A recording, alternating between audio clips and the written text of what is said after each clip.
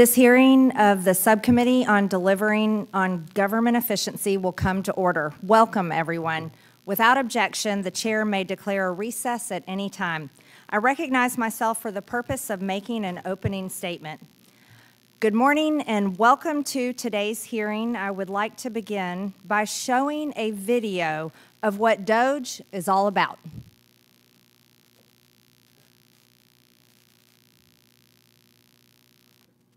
We know and we have worked to give the American people a smaller, less bureaucratic government in Washington. And we have to give the American people one that lives within its means.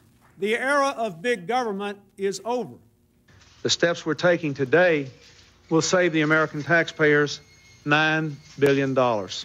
And ordered federal agencies to cut billions of dollars in administrative costs and to trim 100,000 federal positions by attrition.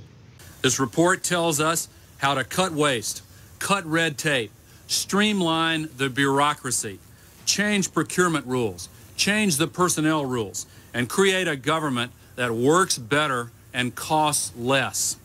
We'll consolidate departments. We'll get rid of duplicate departments.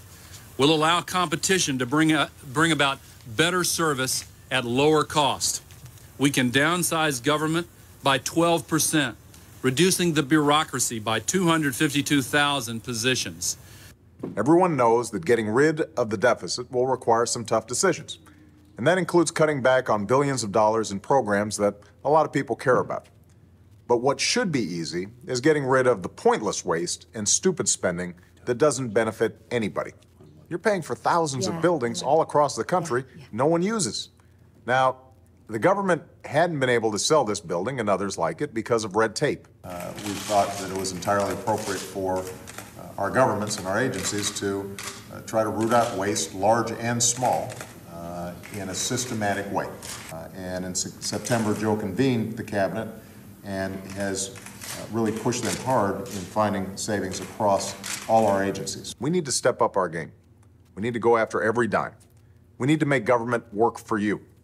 That's why, starting today, I've asked the Vice President to lead a renewed effort to hunt down misspent tax dollars in every agency and department of this government. We're not just eliminating fraud and waste. We hope to be instilling an entire new culture that not only our administration, but every succeeding administration will in fact pursue. We're going to give you the government you expect and deserve. I certainly wish that my Democrat colleagues felt the same as their former Democrat leaders felt and worked to try to reduce our deficit and reduce the size of our government. Unfortunately, these former Democrat leaders failed at what they were saying they were trying to do. But today's DOGE and DOGE subcommittee is actually delivering on those exact promises, and we are delivering the results. It's too bad that my Democrat colleagues constantly mock DOGE, attack DOGE, criticize DOGE, and criticize the hardworking people in DOGE. They also attack this committee and attack what we're all about. But that's today's Democrat Party. They're for big government, big spending, and doing nothing for the American people. They're America last. This subcommittee has highlighted where DOGE has staunched the flow of waste, fraud, and abuse in federal spending. DOGE drove the administration to turn off the spending faucet that was pouring out billions of dollars to corrupt anti-American NGOs, to illegal DEI programs, and to a vast array of wasteful, unnecessary federal grants, contracts, leases, and personnel. President Trump drove this massive effort by creating DOGE via executive order on Inauguration Day. He then issued a series of White House directives empowering DOGE teams to work with agency leaders government-wide in an unprecedented effort to root out wasteful spending using all means at their disposal. And that effort has borne fruit. The DOGE website identifies $180 billion in savings achieved in just a matter of months. We need to make sure we lock in those savings. It should be the first installment we pay on our nation's $37 trillion debt. We need to tackle that debt on behalf of our children and future generations. That's why Congress needs to act. DOGE has shown how our government can cost less and deliver more. It's shown how we can turn off the faucet. It's shown we don't need to spend all the dollars that Congress appropriated for this year. Congress can reverse that unnecessary spending by rescinding dollars it's appropriated. That's why the administration recently sent a $9 billion rescission request to Congress. By the way, you just saw Democrats on that video talking about saving $9 billion. Republicans just delivered on that. It would prevent dollars, our $9 billion rescission would prevent dollars from going to corrupt international organizations, to woke NGOs, to NPR, and to PBS. The House adopted the legislation earlier this month, H.R. 4, the Rescission Act of 2025. But we need to do more, much more. $9 billion is just the tip of the iceberg of the waste that DOGE has identified and of the spending that the administration has paused or shut off. So Congress needs to work with the administration and DOGE to rescind billions more of dollars it has appropriated for agencies to spend. DOGE is also creating savings that will lower the cost of government for years to come. For instance, the administration is right-sizing the federal bureaucracy by eliminating several 100,000 staff positions. That reduces discretionary spending costs for the next year and every future year by tens of billions of dollars. So we need to adjust those levels of new appropriations to align with the streamlined government DOGE is creating. That's why the president proposed last month, when he submitted to Congress a budget for next year that reduces non-discretionary spending by $163 billion. If we lower the spending baseline in that way, we can save $2 trillion in that portion of the budget over the coming decade. We need to lock in DOGE savings for the taxpayers, and we should also be thinking about locking in the DOGE process that has produced these savings. DOGE has attracted enemies because it's taken on Washington's culture of spending and the money laundering schemes that have been embedded in this institution. We should make that a permanent battle. We should institutionalize the battle against waste, fraud, and abuse in government. I hope that is something with which my Democrat colleagues can at least agree on. DOGE is working with agencies to reduce the rampant fraud that GAO says costs taxpayers as much as $500 billion annually. To enhance fraud detection, agencies are now providing the Treasury Department more information about financial awards, and they are making more use of Treasury's Do Not Pay database to avoid funding fraudsters. DOGE is also lowering the barriers that prevent agencies from sharing data to identify duplicate awardees. What's more, DOGE has pioneered what the president calls radical transparency concerning wasteful spending. The DOGE website and individual federal agency sites continually update for public view the specific grants, contracts, leases, and other payments that they are flagging for termination. This is how you change the culture of spending. And with that, I yield to Ranking Member Stansbury for her opening statement. All right, well, good morning, everyone. Welcome to the DOGE subcommittee. Notwithstanding the abject failure of the DOGE enterprise inside the federal government and the epic breakup of Elon Musk and Donald Trump, here we are again, once again, in this committee. I'm grateful that the chairwoman showed, again, one of my favorite videos, which she showed on the first day of the subcommittee.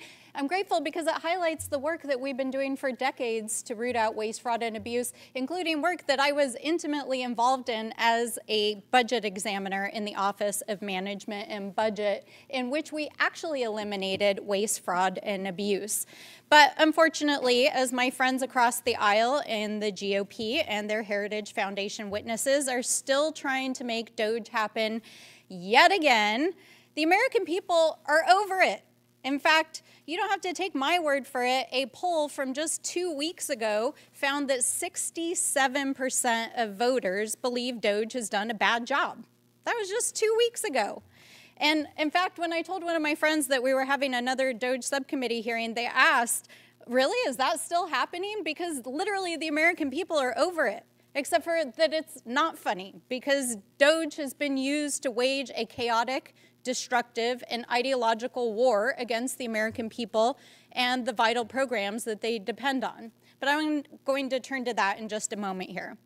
Given everything that's happening in the world right now and with this administration, I don't think we can sit here and pretend like everything is normal, because just 4 days ago, the president launched an unauthorized military attack in Iran without the consent of Congress, putting our troops and our bases in harm's way, as we saw just last night with the retaliatory bombing of one of our largest bases. And Madam Chair, I have actually been extremely grateful and wholeheartedly agree with your outspoken advocacy against this war.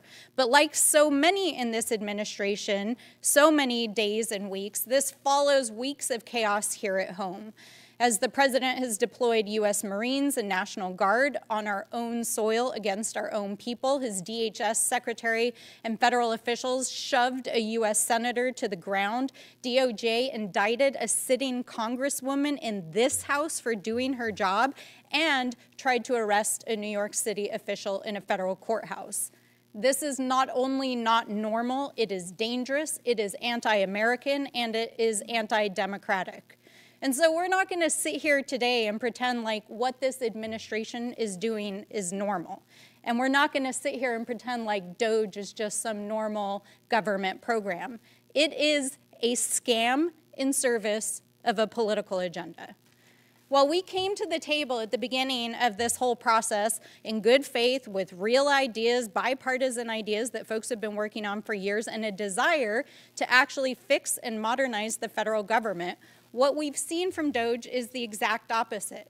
It has so failed in its stated mission of saving money that even the president asked if it was bullshit as Elon Musk was exiting the building. And if they want to talk about fiscal responsibility, while we're sitting here, they're still trying to pass a reconciliation bill across the aisle that would saddle taxpayers with $2.5 trillion in deficit spending. And in the last few weeks, reports have revealed that DOGE may actually have cost the federal government more than it actually saved because of the mass firings, dismantled agencies, stolen data, lawsuits, agencies in chaos, agencies that are not able to do their basic operational duties.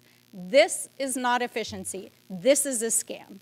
And that's not even to mention the completely reckless and needless suffering that DOGE has caused.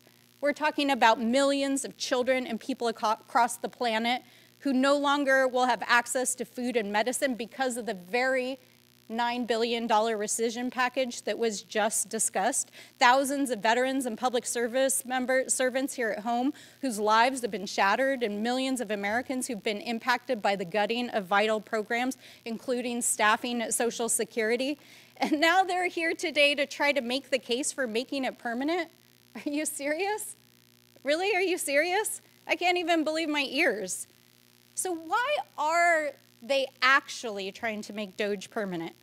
Well, I think you have to look no further than the witnesses that they've called over the last several hearings, including today. We've got the Heritage Foundation and other authors and architects of Project 2025. And so we have to be real about what this is actually about. It's not about efficiency. It's about a political agenda, an ideological agenda, about remaking the U.S. government, about remaking our economy and our society in line with a hyper-conservative worldview that is so unpopular that even Donald Trump tried to distance himself from Project 2025 during the campaign. And now he's hired over 70 officials to try to enact it, and now they're trying to use this committee to make the case. Now, they like to try to claim that they're taking on cancel culture and a woke agenda, but let's be clear, DOGE and the folks who want to make it permanent are the actual cancel culture, because they want to cancel anything that they don't like or they don't agree with, including your democratic rights and your freedoms, economic opportunity and education, LGBTQ plus rights, rolling back the clock on civil rights, canceling the history of Black, Chicano, and Indigenous communities, and stripping protections from our families and the healthcare, housing, and food people depend on so that they can give more tax breaks to their friends. But this is all part of a wider agenda that is now seeking to apply political purity tests to government programs and services, including both federal employment and, yes, veteran services. Let me repeat that again. Even veterans benefits. They want to apply political purity tests to your VA benefits. Folks, this is not about efficiency. This is about eroding and privatizing our institutions, gutting programs that keep our people and our country safe. It's about rewriting history and remaking society to take us back decades, if not centuries. In short, it's about making this country less free, less democratic, less prosperous, and frankly, consolidating power under Trump and his allies who are becoming increasingly dangerous, ideological, and yes, autocratic. So we have to be clear-eyed about what is actually going on. Because this administration and its allies, if they are willing to arrest and indict elected officials who are just doing their jobs, including a US senator and a US congresswoman, what will they do if we let them get away with it? We cannot and we will not remain silent. We have to continue to speak up, to speak out, and continue to stand together. I yield back. Without objection, Representative Sue Brahmanyam of Virginia is waived on to the subcommittee for the purpose of questioning the witnesses at today's subcommittee hearing. I am pleased to introduce our witnesses today. Matthew Dickerson is the Director of Budget Policy at the Economic Policy Innovation Center. He is recognized as an expert on fiscal policy issues, including the budget, appropriations, and entitlement reform, and served as a senior policy advisor on the House Budget Committee. David Burton is a senior fellow in economic policy at the Heritage Foundation's Thomas A. Rowe Institute for Economic Policy Studies. He is widely regarded for his deep knowledge in issues such as entrepreneurship, financial privacy, tax matters, and regulatory and administrative law. Dan Lips is a senior fellow at the Foundation for American Innovation. He has more than 20 years of experience in public policy, including with the Senate Government Affairs Committee. His current work is focused on enhancing government efficiency. Emily DeVito is the Senior Advisor for Economic Policy at Groundwork Collaborative. Again, I want to thank you for being here to testify today. Pursuant to Committee Rule 9, the witnesses will please stand and raise their right hand.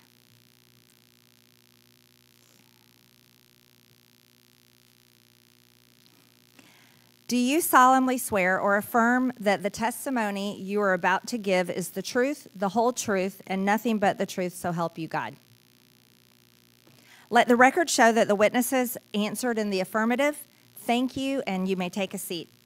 We appreciate you being here today and look forward to your testimony. Let me remind the witnesses that we have read your written statement, and they will appear in full in the hearing record.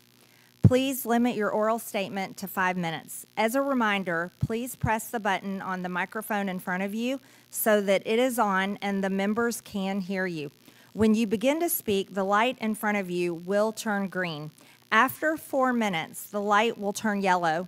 When the red light comes on, your 5 minutes have expired, and we would ask that you please wrap it up. I now recognize Mr. Dickerson for his opening statement. Chairwoman Greene, Ranking Member Stansberry, and all the members of the committee, thank you so much for inviting me to testify today. The fiscal state of our nation is deteriorating, and unsustainable spending is the problem.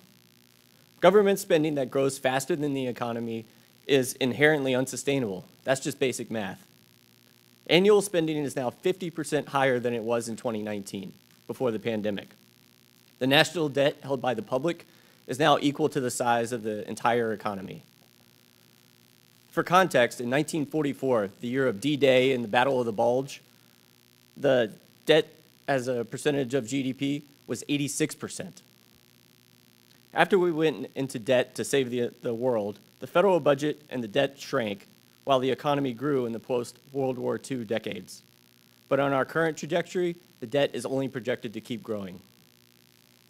This growing debt risks evaporating the government's fiscal space, which is its capacity to borrow without undermining debt sustainability, or risking a loss of market confidence. This fiscal limit can be considered the government's true debt limit.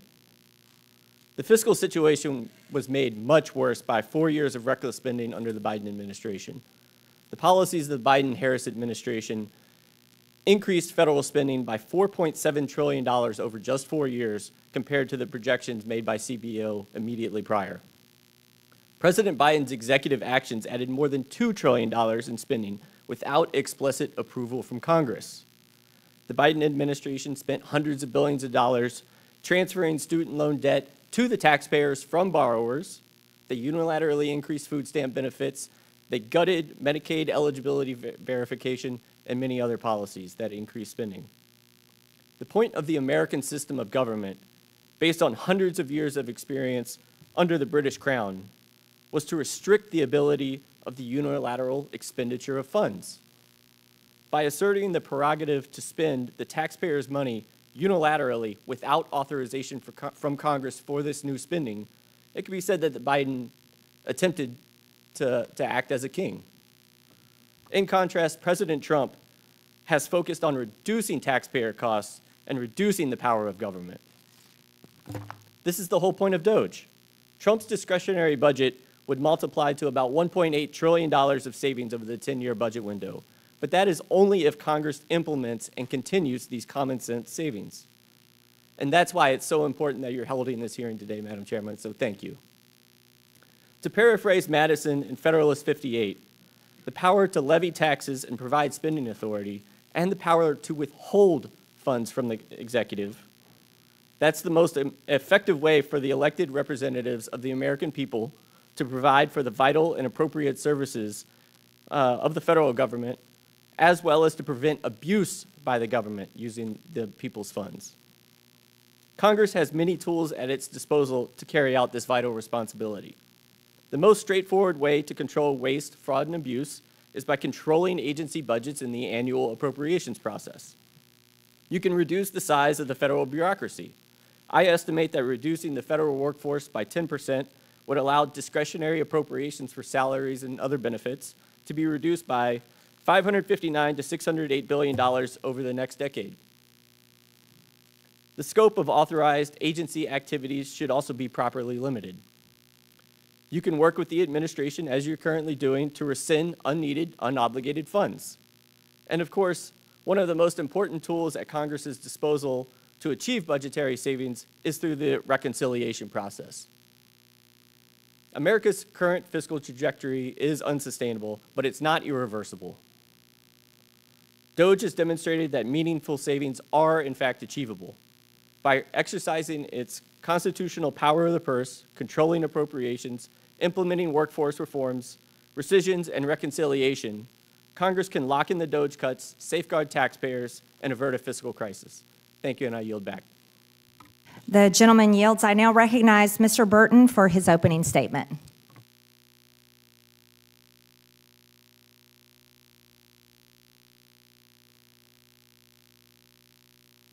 Mr. Burton, can you turn it? Thank you. I apologize. And make sure when you talk, your microphone's close to your mouth. Yes. Yeah, thank you. President Trump deserves tremendous credit for establishing the Department of Government Efficiency, or DOGE. It's the first effort in a generation to provide comprehensive government-wide oversight of federal spending and management. There's been no similar effort since the 1990s during the Clinton administration. President Clinton and Speaker Gingrich controlled federal spending and improved government administration. Before that, you have to go back to President Reagan's Grace Commission to observe anything similar. Currently, the federal government, most assuredly, is not a good steward of the tax dollars taken from hardworking Americans, and it's poorly managed. It's time for that to change, and DOGE is an important part of making that change. Under President Clinton in 2000, federal spending fell to 17.7% of GDP, the lowest level since 1966. The federal government ran its last surplus in fiscal year 2001, which began during President Clinton's final term. In FY25, federal spending is expected to be about 23.3% of GDP. Thus, the share of the government now consumes of the economy is 32% greater than it was under President Clinton. The budget deficit is expected to be 6% of GDP this fiscal year and continue at that level for a decade. The federal debt is now $29 trillion and is expected to increase to $52 trillion, or 119% of GDP over the next decade. And it's projected to reach a crushing 156% of GDP by 2025. In context, at the final year of President Reagan, it was 39%, and the final year of President Clinton's term, it was 33%. Federal government is on an unsustainable path. The path will lead to sustained suffering among the American people, economic dislocation, and a declining standard of living unless Congress changes that path. No matter what, it's going to end. It can either end by making Congress make dramatic changes to the current fiscal path, or it can end in fiscal calamity. DOGE represents an effort to return to fiscal sanity and meaningfully alter our fiscal path. But DOGE by itself is not enough, although it's a major step forward towards American renewal. Most of the personnel reductions, grant reductions, and other forms initiated by DOGE will not result in actual savings unless Congress takes action through appropriations bills and the accompanying explanatory statements. DOGE and the administration can, within certain limits, reprogram spending, implement administrative efficiencies, and rely on statutes authorizing the withholding of expenditures. But ultimately, the Congress is going to have to address entitlements. Let me talk for a second about improper payments. The GAO has estimated since FY 2003, improper payments have been $2.8 trillion, which is nearly a tenth of the national debt. In fiscal year 24, it was $162 billion from at least 16 different agencies. And many commentators think these are gross underestimates. This is a massive amount of money, and seemingly no one in the executive branch cares or is able to solve this problem.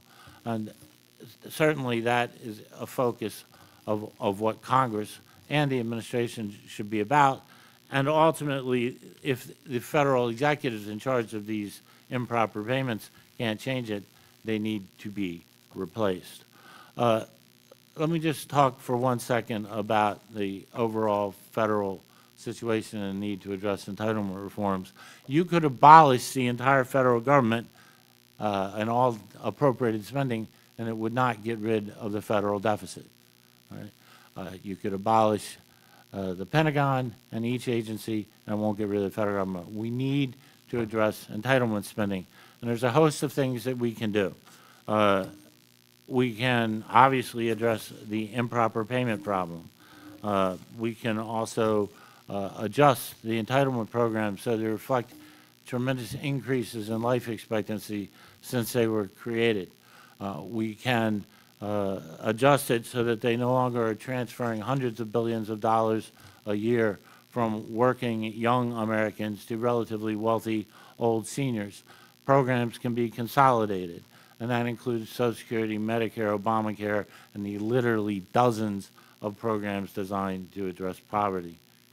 If these things are not done, then the U.S. will eventually suffer a Greek-style meltdown, inflation that will make our latest round of inflation look like child's play, or a gradual squeeze like what happened to Great Britain in the 60s and 70s. Mr. Burton, we've got to wrap. Thank you. Thank you. I now recognize Mr. Lips for his opening statement. Chairwoman Greene, Ranking Member Stansbury, and members of the subcommittee, thank you for the opportunity to testify. My name is Dan Lips, and I'm a senior fellow with the Foundation for American Innovation. Our mission is to advance technology, talent, and policy ideas that support a freer and more prosperous future. Earlier in my career, I served on the staff of the Senate Homeland Security and Governmental Affairs Committee, where I worked on bipartisan government reform legislation and oversight. In my testimony, I offer you 3 points. First, the United States is on an unsustainable fiscal path. The Treasury Department and the Government Accountability Office have both warned that our growing national debt poses serious economic, security, and societal challenges. Last year, the federal government spent $882 billion just on interest payments. That's more than it spent on Medicare or national defense. At the same time, the government is losing hundreds of billions of dollars each year to fraud and waste. GAO has estimated that the federal government annually loses between $233 billion and $521 billion due to fraud. That's up to $4,000 per American household per year. And as we just heard, last year the federal government reported making $162 billion in improper payments. And over the last 4 years, improper payments totaled more than $900 billion. Better oversight and financial controls could save hundreds of billions of dollars every year. Second, the Trump administration's focus on government efficiency builds on decades of bipartisan government reform efforts. From the Reagan administration's Grace Commission to the Clinton-Gore National Performance Review to President Obama's fiscal responsibility initiatives, including a 2009 executive order that initiated Treasury's do not pay system, there's a history and a bipartisan tradition of executive action to root out inefficiency in the federal government. President Trump's new Department of Government Efficiency is working to reduce federal spending, shrink the size of the federal workforce, and streamline operations. DOGE has already identified $180 billion in savings and reduced regulatory burdens by eliminating over 1.7 million words from the federal code. The administration has also issued several executive orders informed by DOGE's efforts, such as to reduce fraud and improper payments by centralizing payment systems under the Treasury Department and modernizing financial transactions. But the executive branch cannot do this work alone, which brings me to my final point. Congress should use its legislative and appropriations powers to implement lasting reforms to increase government efficiency and reduce waste, fraud, and abuse. And this should be a bipartisan effort. Members of the House Oversight and Government Reform Committee and the Senate Homeland Security and Governmental Affairs Committee, where I used to work, have a tradition of passing bipartisan government reform legislation. For example, bipartisan legislation has been enacted and introduced in the past to reduce improper payments and prevent fraud. Key reforms to strengthen the Treasury Department's do not pay system, consistent with President Trump's executive orders, have been included in recent bills sponsored by Democratic and Republican lawmakers. These reforms would serve as a good starting point for legislation aimed at improving government efficiency. In my testimony, I discuss other opportunities for government reform legislation that could achieve substantial savings. For example, GAO has identified more than 200 open recommendations for Congress and more than 5,000 open recommendations for federal agencies. These are nonpartisan good government reforms. If addressed, the federal government could save hundreds of billions of dollars. More broadly, Congress should consider creating an annual legislative vehicle, similar to the National Defense Authorization Act, which moves every year, focused specifically on government reform. This would ensure consistent legislative oversight and give the American people's representatives greater input into ongoing reforms to government operations. In closing, improving government efficiency should not be a partisan issue. It's a fiscal necessity. The 119th Congress has a historic opportunity to reduce waste, prevent fraud and misspending, and begin addressing our long-term fiscal challenges. Thank you again for the opportunity to testify. I look forward to your questions. I now recognize Ms. DeVito for her opening statement. Chairwoman Greene, Ranking Member Stansbury, and members of the subcommittee, thank you for the opportunity to testify today. My name is Emily DeVito, and I am the Senior Advisor for Economic Policy at Groundwork Collaborative, an economic think tank based in Washington, D.C. I've previously served as a policy advisor at the Treasury Department. Americans deserve a government that works for them, a government that makes their lives easier. By that standard, DOGE has failed. It has led to higher costs and more confusion and complexity. It has undermined consumer protections for families, all while the ambitious savings Elon Musk promised failed to materialize. Americans are not impressed with these results. Consistent polling shows strong disapproval of DOGE and deep concerns about the haphazard and reckless cuts DOGE is making across the federal government. Americans also believe, as do I, that the government can do more to deliver for workers and families. As the subcommittee considers the future of DOGE and improving government efficiency and accountability, I would like to highlight several ways DOGE has done the opposite. First, DOGE cuts make it harder and more expensive for families to access the basic needs programs for which they're eligible. DOGE's interventions at the Social Security Administration have disrupted access to critical monthly benefits for the nearly 74 million Americans, including 52 million retirees who rely on them. New policies, such as restrictions on updating bank account information by phone, will force seniors to collectively spend over 1 million hours annually on unnecessary travel just to receive benefits. Staff departures increase the risk of system outages, and beneficiaries face longer wait times and poorer service at understaffed field offices. The Department of Veterans Affairs, which serves over 9 million veterans annually, has also seen interrupted service. The impact of DOGE firings and buyout initiatives has been devastating. One rural Illinois hospital was forced to close its acute care unit due to nurse resignations. Orlando area veterans faced a backlog of over 2,000 unread radiology exams, and over 1,000 veterans in Pennsylvania were denied treatment for life-threatening diseases like cancer. Additionally, sweeping cuts are degrading consumer protection safeguards and empowering bad actors. DOGE has targeted the Consumer Financial Protection Bureau, which has put over $21 billion back into the pockets of more than 200 million consumers since its founding. Eliminating this key consumer protection agency will enable exploitative companies and financial firms to profit at the expense of consumers. DOGE has also gutted the IRS enforcement teams that ensure billionaires and corporations pay their fair share. As of early March, the IRS has lost 11% of its total workforce and 31% of the revenue agents who conduct audits. This is projected to reduce U.S. revenue up to $350 billion over 10 years.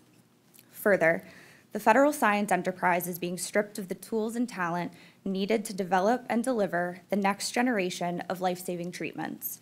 Recent estimates suggest that DOGE's severe cuts to scientific research funding will reduce GDP and overall federal revenues well into the future by inhibiting innovation. Permanently cutting non-defense research and development funding by 50% could decrease GDP in the long run by at least 7% and federal revenues by more than 8%. Finally, DOGE's funding disruptions to U.S. aid and global health programs have already caused widespread deaths. Estimates suggest that the abrupt termination of public health programs will be responsible for over 360,000 deaths, including 200,000 children. DOGE did not generate the $2 trillion in efficiencies that Elon Musk initially called for, or even the $180 billion figure that it now claims. Credible analysis shows that canceled contracts, service cuts, and layoffs may have saved as little as $12 to $15 billion, while total federal spending actually increased year over year. Now that Musk has made his exit, it's clear that DOGE didn't deliver more efficiency, just poorer service. Congress is at a crossroads. It can learn from DOGE's mistakes, redirect, and get back to the important work of ensuring government works for people and not special interests, or Congress can double down on DOGE, cementing the harms that it has caused to families, communities, and our economy. For me, the choice is clear. I encourage leaders in Congress to put this dark episode behind us and deliver a government that works for working families. Thank you, and I look forward to your questions. I now recognize myself for 5 minutes of questions. The DOGE website details much of the wasteful spending and it hits the brakes on, and it has an incredible list of top hits. Some of the spending is not just embarrassing, but it is funding actually the genital mutilation of our children, forcing the American taxpayers to pay for it. A $620,000 HHS grant for #Transcendent Health, adapting an LGBT plus inclusive teen prevention program for transgender boys. $620,000 from HHS. It's absurd. This is disgusting, and it facilitates a lie. Here's another one, a $2,000 NIH grant for cross-sex steroid therapy and cardiovascular risk in transgender females. This is another absurd grant that was handed out. a $120,000 NIH grant for personalized 3D avatar tool development for measurement of body perception across gender identities. Here's another absurd grant that, again, tells the lie that there's more than two genders. There's only two, male and female. That's it.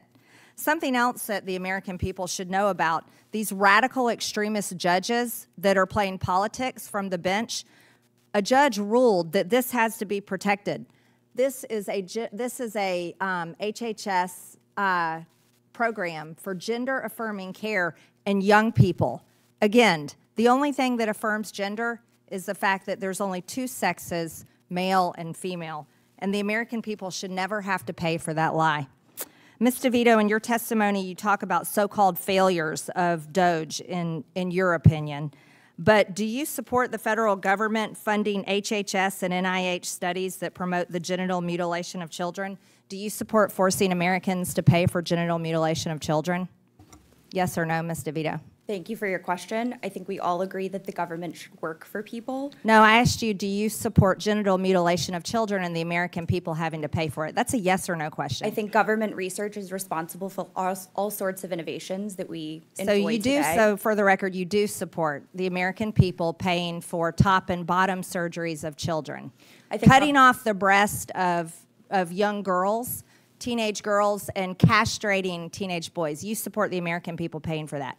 I think government research is incredibly important. That's to not our research, overall Ms. innovation. DeVito. That's mutilating kids' bodies before they're old enough to vote, before they're old enough to join the military, before they're old enough to even be adults. That's what you're saying the American people should pay for. Just so you know, Ms. DeVito, and I'm very proud to announce that I have a bill called Protect Children's Innocence Act that will criminalize sex changes on children, and that bill will see a vote on the House floor, and I look forward to my Republican colleagues and hopefully Democrats that come to their senses voting yes for that bill, because it's absolutely repulsive and disgusting, and America voted against that this past election.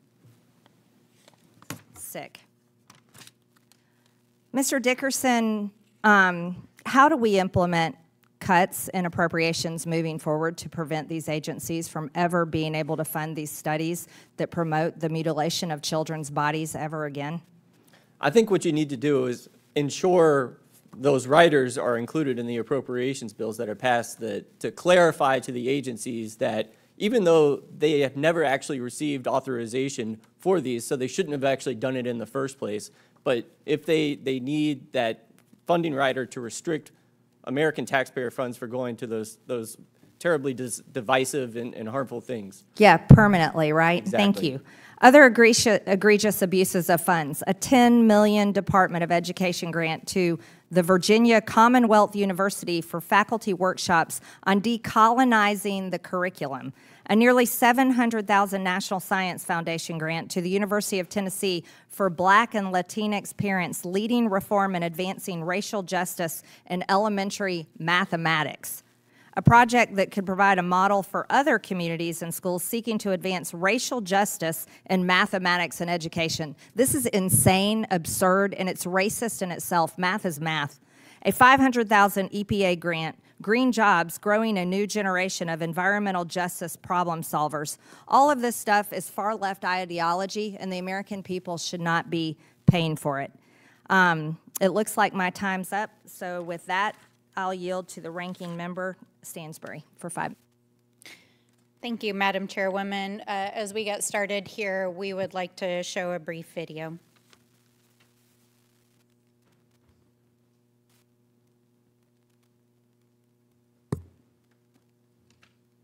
Guys, ready? And bell. Sir, hands up, hands up. I'm Senator Alex Padilla. I have questions for the Secretary, because the fact of the matter is a half a dozen violent criminals that you're rotating on your hands off. How many of our ICE agents have been docked? On the ground. Hands behind your back. Hands behind your back. If you let my hands go, I put them behind my back. All right. Cool. Other hand. Lay flat. Lay flat. Other hand, sir. Other hand.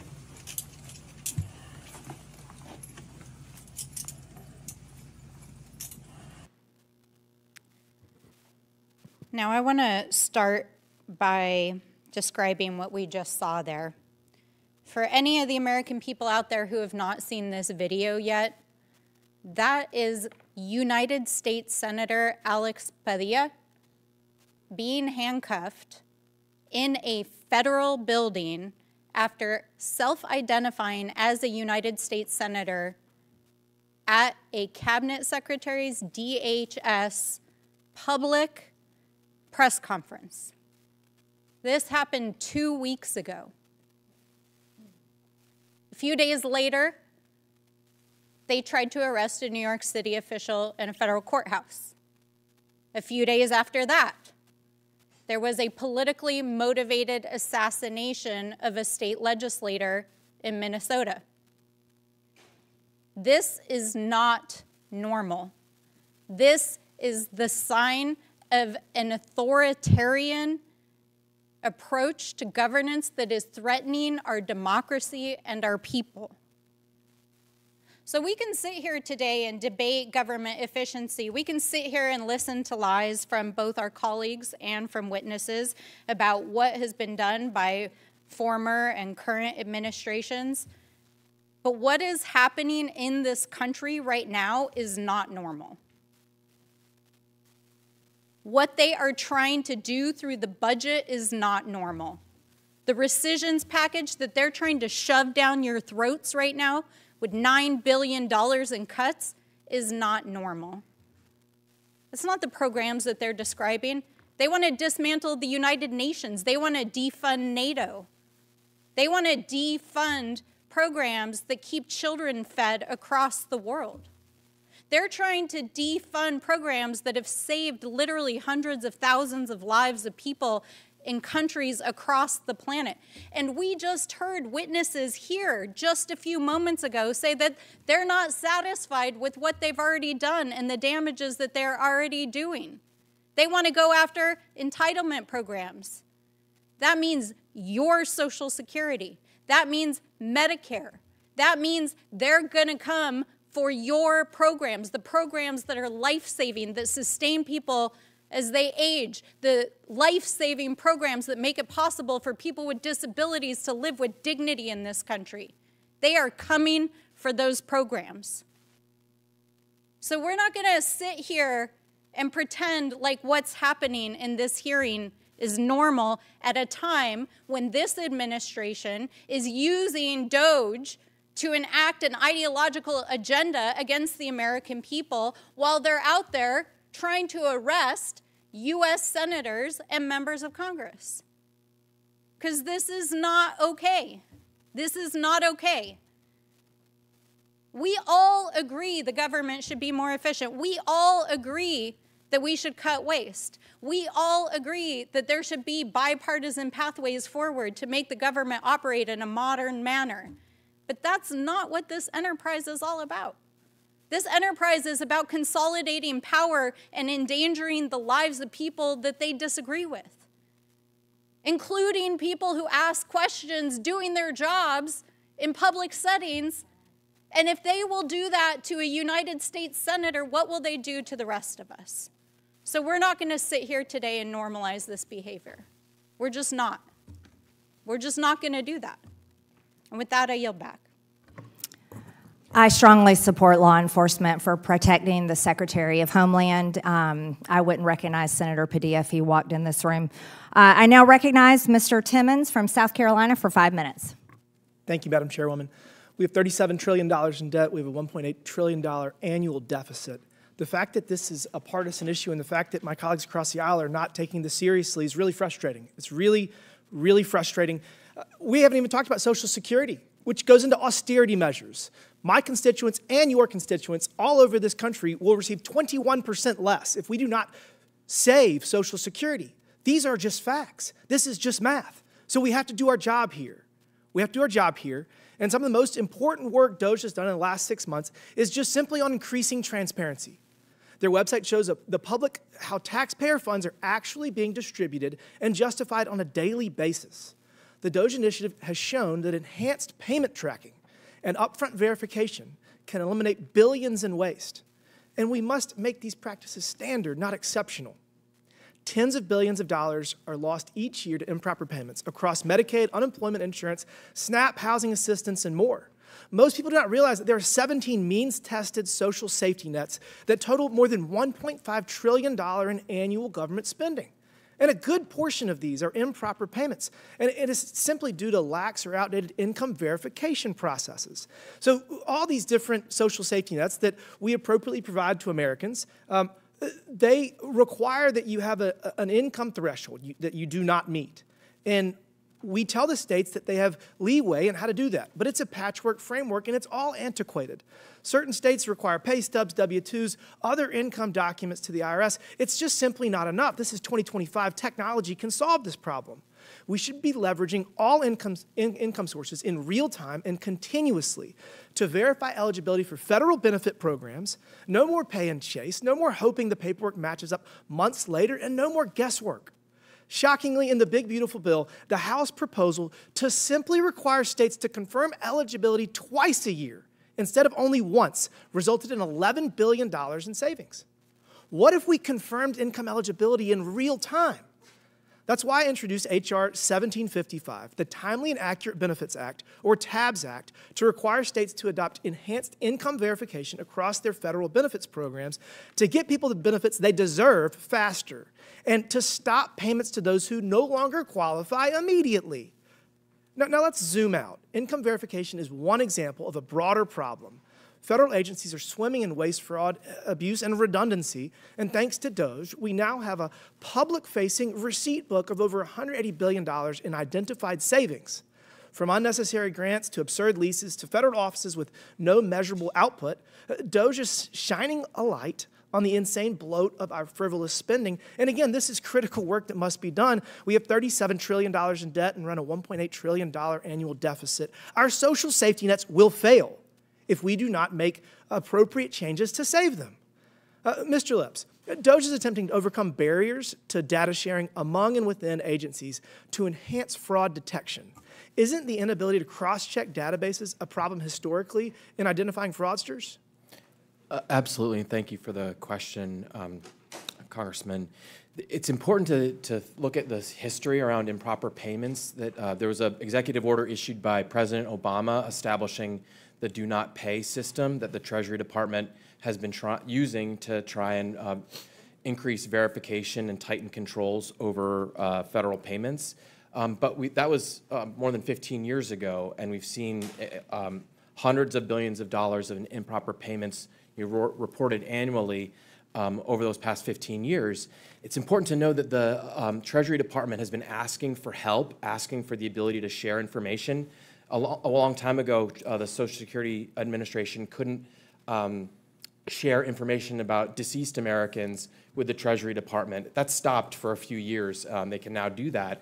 But there's a lot more that can be done to share information between agencies to stop fraud and prevent improper payments. There have been bills introduced both in the Senate and the House to do that, bills by Republican members and Democratic members. I'm running out of time. Let me finish.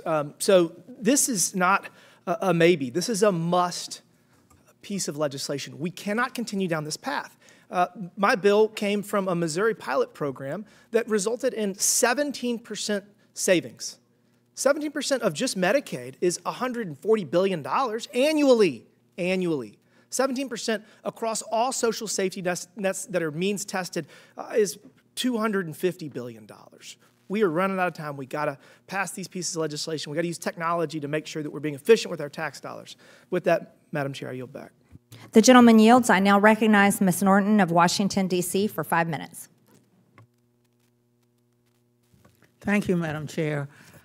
Federal workers are essential not just to the fabric of the District of Columbia, but to the functioning of the federal government and, in turn, to the well-being of every American.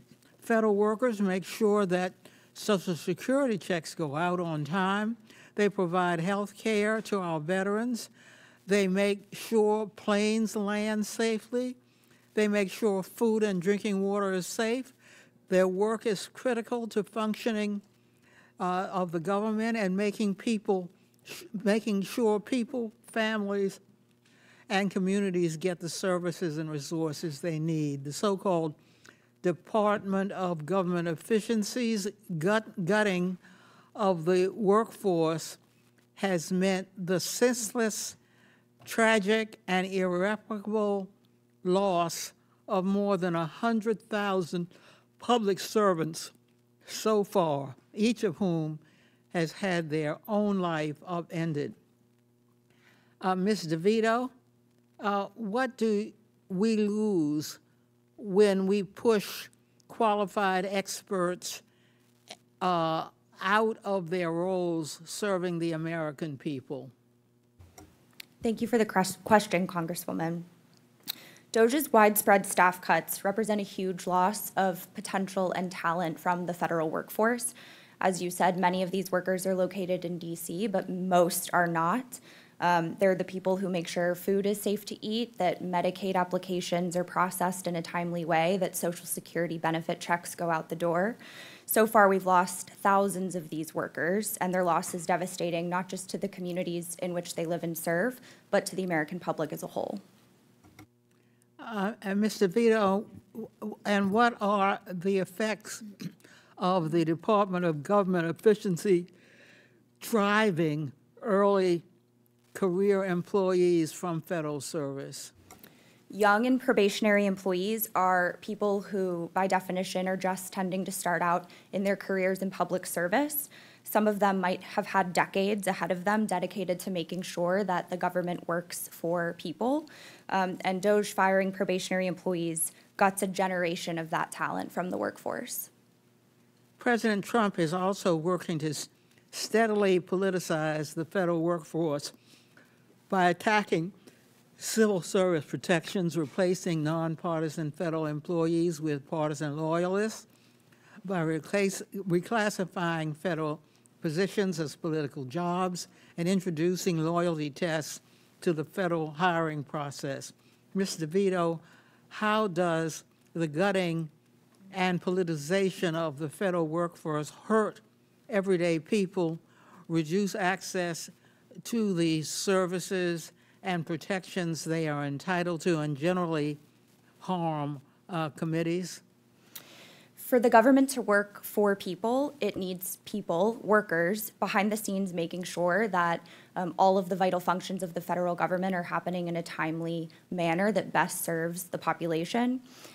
When you gut the federal workforce, you obviously lose that talent. You undermine the resources, programs, functions of the federal government, and politicizing certain agencies undermines the overall effect of those agencies. So you see a lot more politicization of things like apolitical regulators, people who are trained and focused on making sure that they are serving the interests of the public and not one particular person or administration.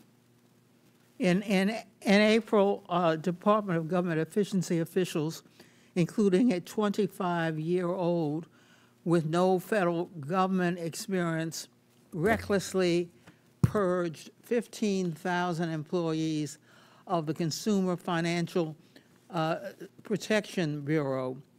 That is about 90% of the agency's workforce, which had been dedicated to protecting Americans from deceptive and abusive financial practices like predatory lending. Ms. DeVito, what impact does the hollowing out of his civil service from federal government agencies and regulatory bodies like the Consumer Financial Protection Bureau have on consumers and the broader economy? The CFPB and other financial regulators don't just make sure that consumer interests are protected, but they keep the economy stable. They keep our financial system safe and secure, and that benefits businesses and families across the country. The gentlelady's time's expired. I now recognize Mr. Burleson from Missouri for 5 minutes. Thank you, Madam Chair, and thank you, everyone, for being here today. I, like everyone in my constituents, are fed up with watching Washington squander their money on frivolous programs and bloated bureaucracies, which is why the Department of Government Efficiency was the most exciting thing that when I went back home and talked to constituents about, it's the most exciting thing that was happening with this administration. And look, this is an example of what private sector can do when it's evaluating a bloated public sector system that seems to be resistant to everything. When I spoke with Mr. Musk, I warned him. I said, this place is a swamp for a reason, and you cannot rely on the politicians and the people in this town to help you in evaluating or determining places to cut. They will only deliver what they want, right? And there's a reason why Congress, it being in our hands, we're at $37 trillion in debt, and we have all of these wasted expenditures. So, Mr. Dickerson, I'm going to ask you three the same question. If you had anything to say to the DOGE efforts, to the DOGE team, and to Mr. Musk, what would you say? I would say keep up the good. It's been a good start so far, and keep up the good work. Mr. Burton? Excuse me. I think there's a need for them to get beyond just canceling grants and starting to work with you to draft legislation to make these changes permanent. If Congress ultimately doesn't act, either through appropriations bills or rescissions, it's going to be ephemeral. There's also the need to make changes on the regulatory front. There's needs to change various secretary directives. They need to take it to the next step to bring it home, and they haven't done that. Thank you. Mr. Lips? I agree with that point. I think the most important thing they could do now would be to work with the members of this committee and the Congress on government efficiency reforms, many of which I think should have broad support among lawmakers. Ms. DeVito, let me ask you this. You've seen a lot of the DOGE cuts and the programs. Is there a single one that you would have agreed with? A single one? Part of the problem, I think, with DOGE... Answer yes or no. Don't eat up my time. Is there a single one that you would have agreed with? I don't think there is a yes or no answer to that question. Okay. Well, I'm not going to waste my time. I want to dive into Mr. Burton and what you said. So the question is, why isn't Congress, what should happen to force Congress to actually make these cuts that have been identified? Congress needs to legislate, and it hasn't been. I mean, the GAO has made countless proposals. The improper payments have been around for decades and literally involve trillions of dollars. No one's fixed that. That's one of the few things, though, that the administration has the ability through administrative changes to do on their own, because they're legally required not to spend that money, and yet it's going on.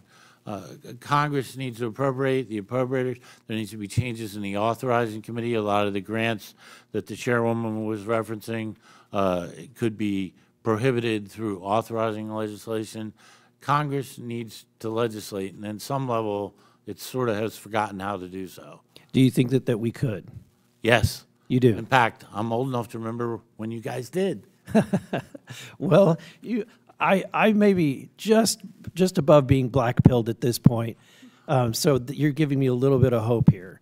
But if Mr. Dickerson, if you could make one significant change, what would be the most significant change or policy change that we could do that would save taxpayers' dollars?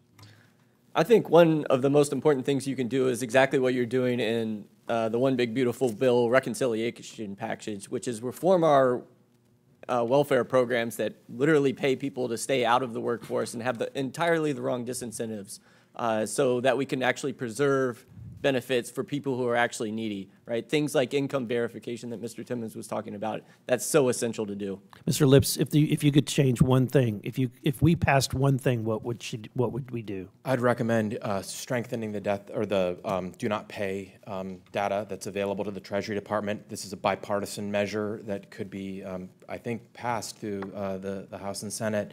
It would provide access to Treasury to stop improper payments and end fraud. Thank you. I yield back. The gentleman's time has expired. I now recognize Mr. Kassar from Texas for 5 minutes. Good morning. Today, Republicans have called this DOGE hearing called Locking in the DOGE Cuts, Ending Waste, Fraud, and Abuse for Good. And I'm deeply concerned about the cuts that DOGE has made to services for our veterans. So I want to ask our pro-DOGE witnesses today some questions about those cuts.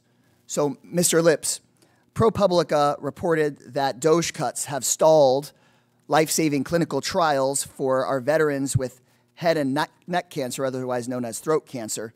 Can you tell me, are life-saving clinical trials for our veterans waste, or are they fraud, or are they abuse? I think that's an area of government that is certainly vital, and that there's many things that can be done to improve VA services. I do not know all that DOGE has done for the VA, and I think that if there's anywhere where you could repurpose funds from these wastes that we're talking about, hundreds of billions of dollars misspent. But if they cut the clinical trials that are helping our veterans with throat cancer, do you agree with those cuts? No. Thank you. Mr. Dickerson, leaked documents revealed that a VA hospital in rural Illinois was just forced to close its acute care unit to new patients due to the DOGE cuts. Can you tell me, is closing the doors of a VA acute care unit waste, or is it fraud, or is it abuse? I don't know all the details about that particular instance, but I think that... Would you say it's a big problem if DOGE cuts cause the closing of an acute care facility in a VA hospital?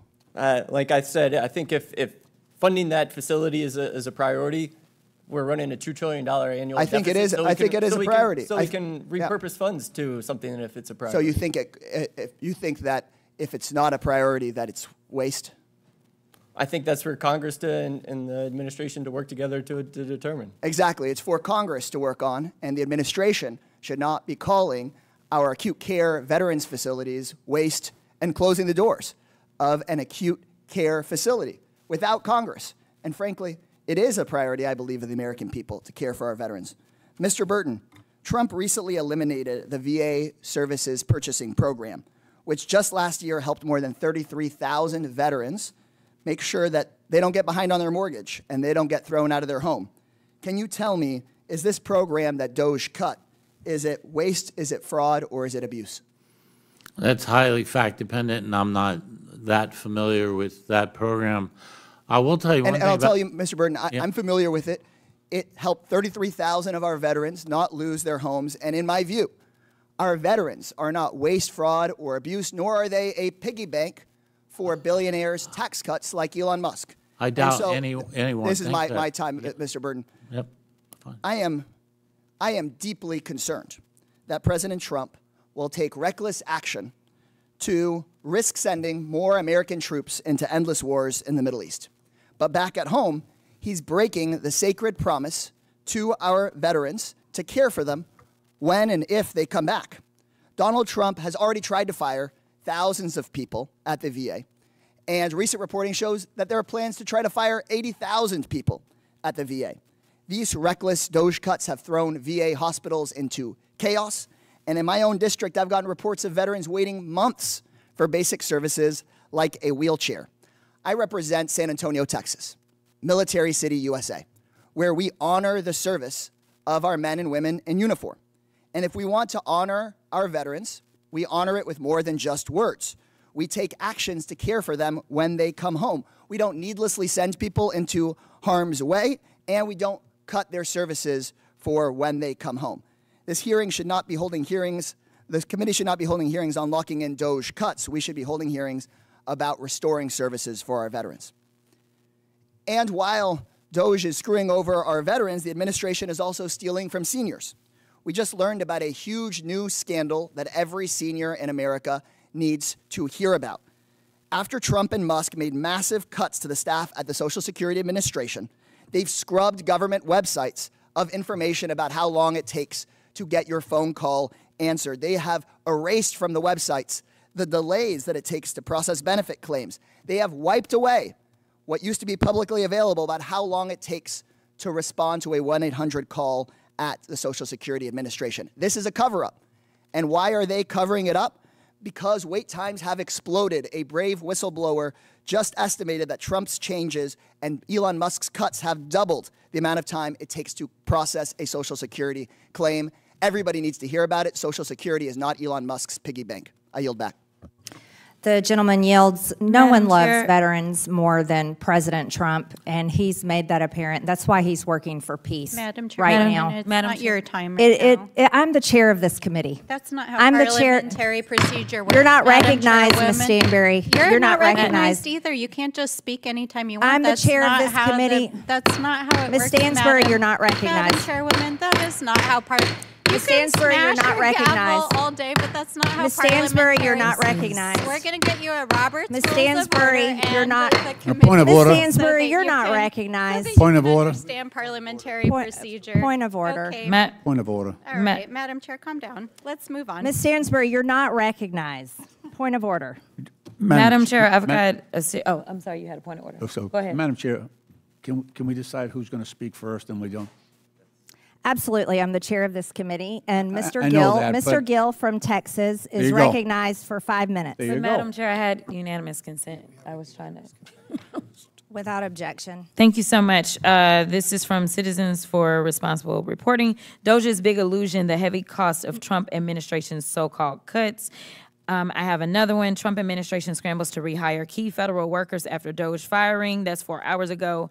I have another one. How will we know if DOGE is succeeding? I have another one. How the Trump administration's DOGE cuts are harming women. I have another one. How Trump's DOGE cuts package could put GOP in a bind. I have more, but I'll do them later. Thank you. Without objection, so ordered. I now recognize Mr. Gill from Texas for 5 minutes.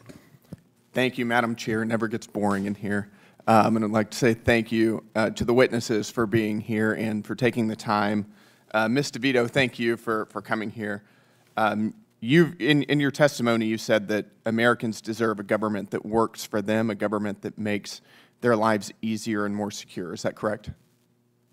Yes, sir. Great. I'd like to read through a couple of the grants that DOGE has pulled back, and I'd like to get your take on them.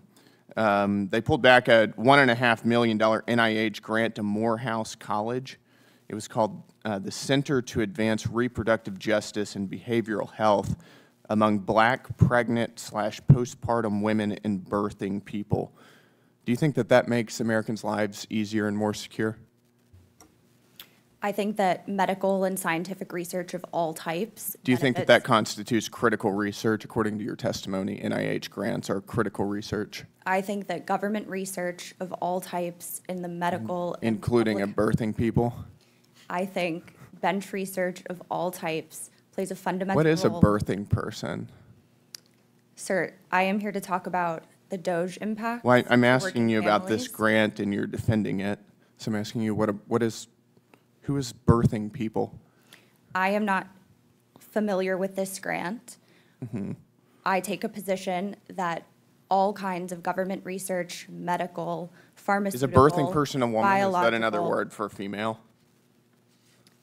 That is outside the scope of my expertise. Seems like erasure language to me. I've been told that type of vernacular constitutes erasure language. How about another one? How about the conference, Gender Equity in the Mathematical Study of Commutative Algebra? Do you think that that's a valid form of government spending?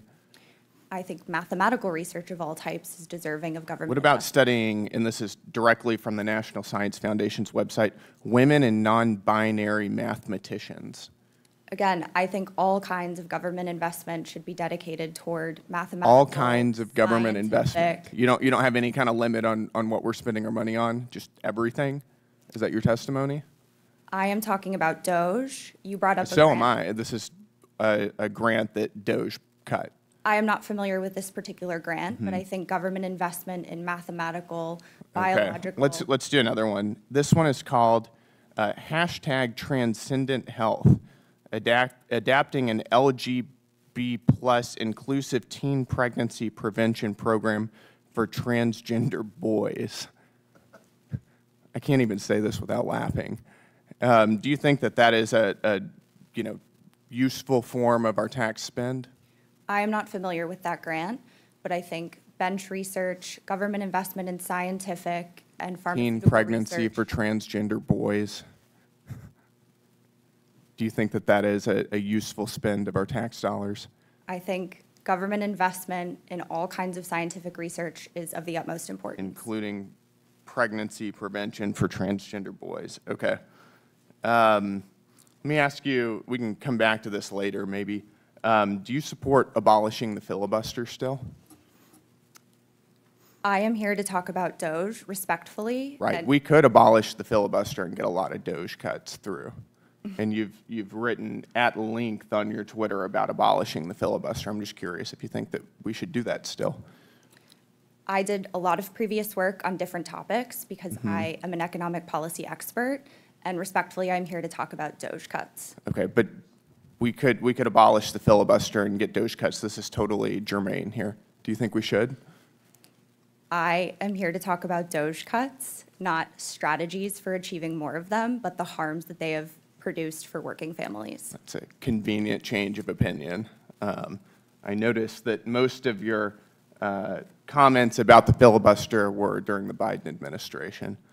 But we can move on. Let's go back to some more of these grants. Do you think that we should be spending money on, quote, the racialized basis of trait judgments from faces? I am not at all familiar with that grant. It's a $500,000 NSF grant. Okay, I am not familiar with the subject matter or the particular grant. But you're defending these. I am saying that I think the government You're pretty adamant against DOGE cuts, and I'm asking you if you support the cuts I think that there DOGE is has found. economic and medical, public health, communal benefit to What the about government cross-sex investing steroid therapy and cardiovascular risk in the transgender female? Again, I think government investment in scientific research is Right. important. Thank you for your testimony. I appreciate it. The gentleman's time has expired. I now recognize Ms. Crockett from Texas for 5 minutes. Yes, Madam Chair. I'd actually like to subpoena the former head of DOGE. If we could subpoena Elon Musk. Can we take a vote on that? This hearing will suspend. Is the clerk in place? Do we have a clerk? Can I make a motion that we subpoena Elon Musk right now? The hearing has suspended. Oh, well.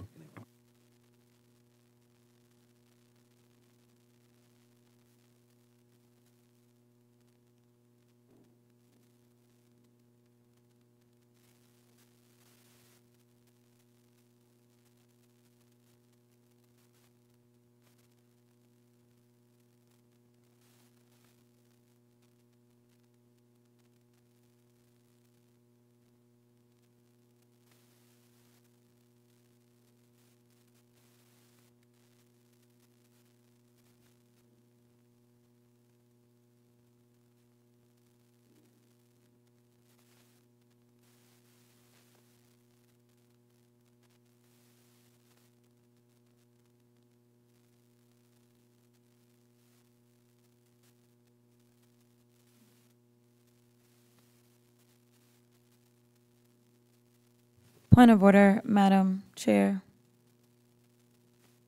We're suspended. Point of inquiry? I'm trying to ask a question. The hearing is suspended. If you can have some patience, we're suspended.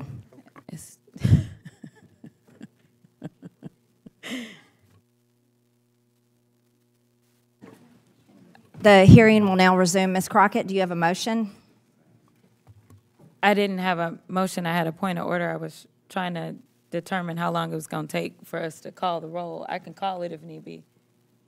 Well, if you're not making a motion, then you can motion. continue with your 5 minutes of The questioning. motion was to subpoena Elon Musk, who was heading DOGE, who is the one that made the recommendations for these cuts, yet he is yet to come before this committee. And last time I checked, none of the witnesses sitting here know anything about DOGE except for what they read on the internet. I want to talk to the person. This isn't either. You've made your motion. Okay. Well, you were asking, so I wanted to make sure you understood. made your motion. Okay. Thank you. Mr. Burchett. Chair Lady, I'd like to make a motion to table that motion.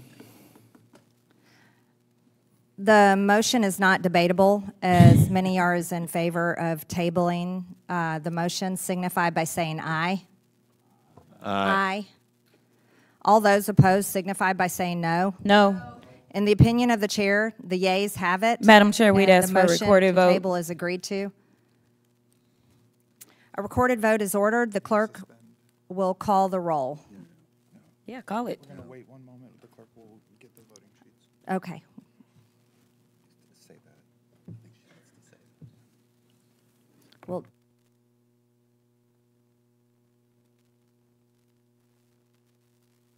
yes, the clerk will prepare for the vote, and then we'll go from there. The hearing is suspended.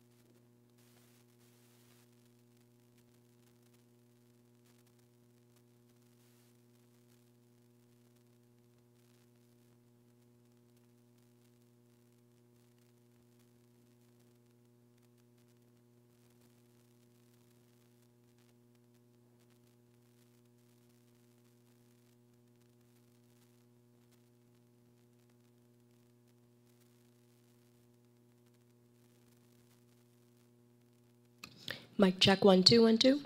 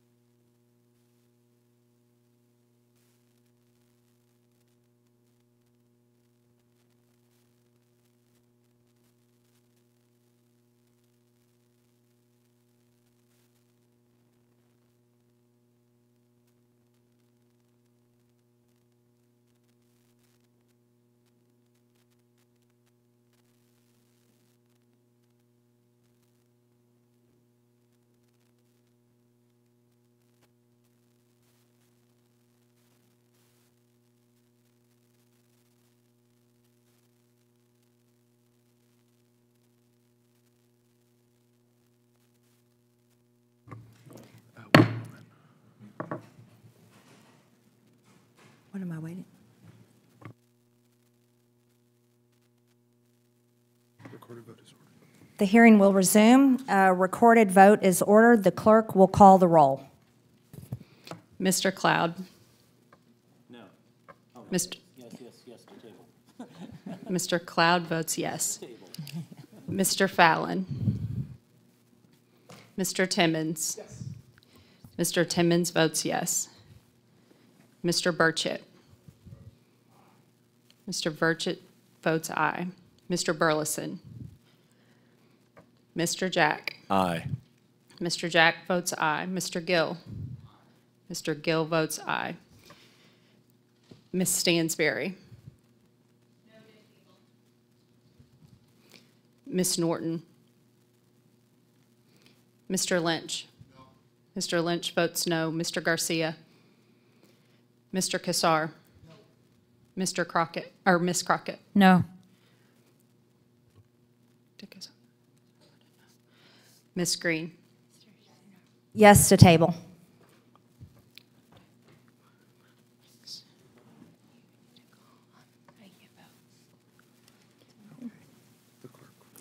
The clerk will report the tally.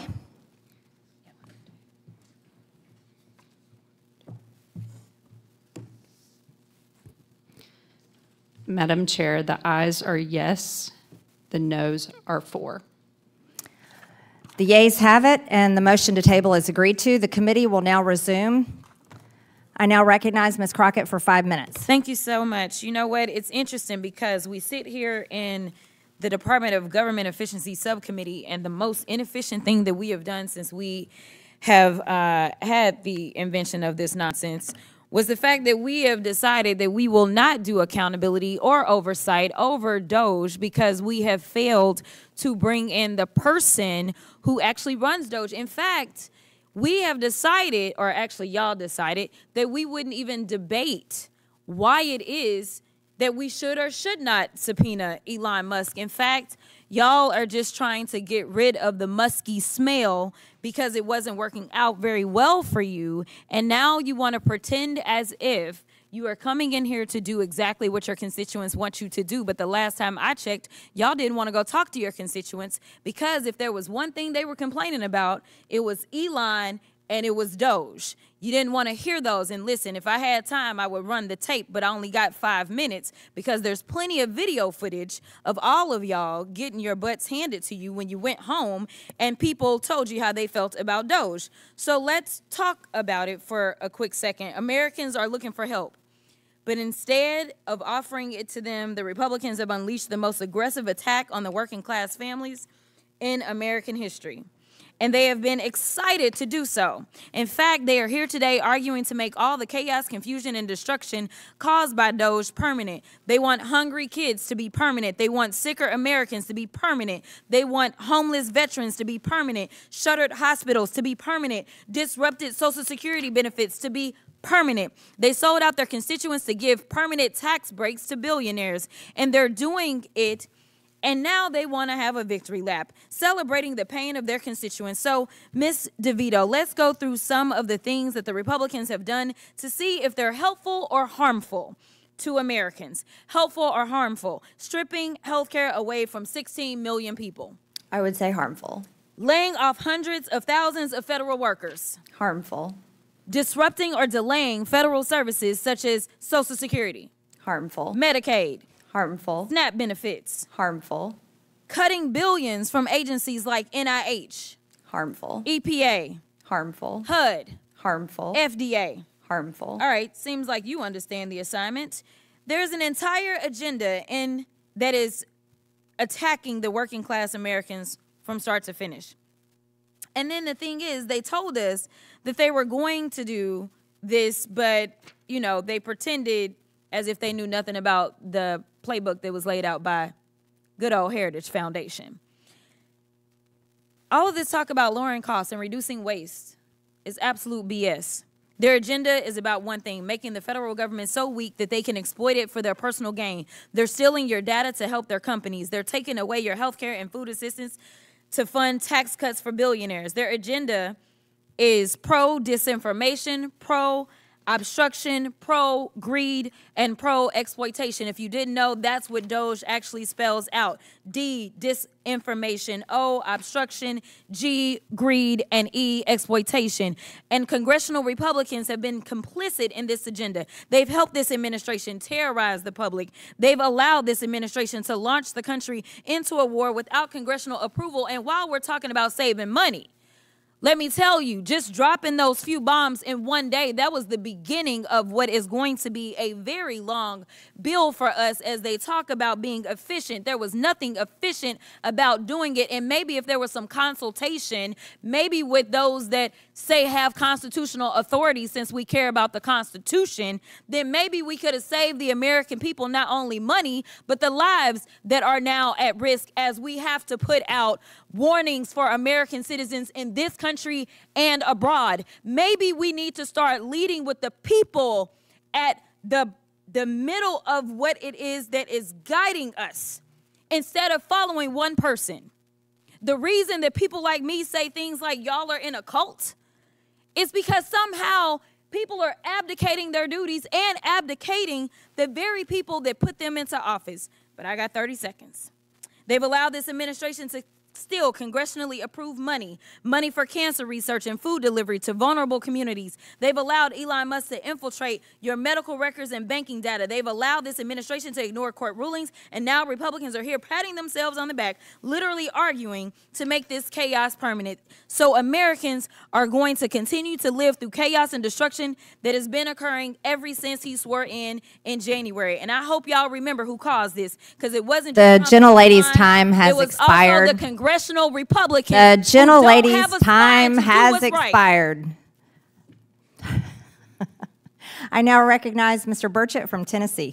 Thank you, Chair Lady. I would remind members of both sides of the aisle that, that President Trump's approval rating is soaring, and last I checked, congressional approval is not, and I think that bears witness. Mr. Dickerson and Mr. Burton, do you think Congress should withdraw additional funds other than the $9 billion recently approved by the House? Absolutely. The federal budget is entirely out of control. There are hundreds of billions of dollars of improper payments.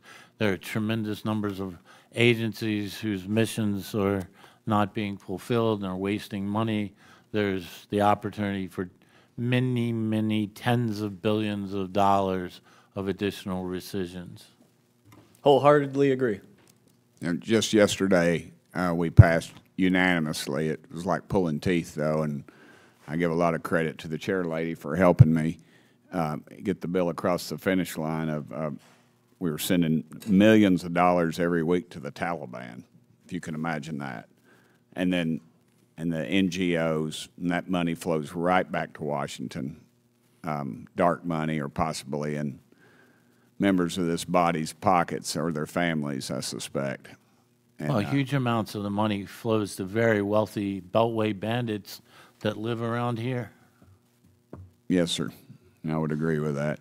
What other programs and activities should be looked at for additional cuts? I think there's a whole host of things that you can look at to fix the federal budget. For example, Congress has allowed the Biden administration to spend billions of dollars to facilitate the illegal immigration, for example, in the Migration and Refugee Assistance account, in the DHL Shelter and Services account.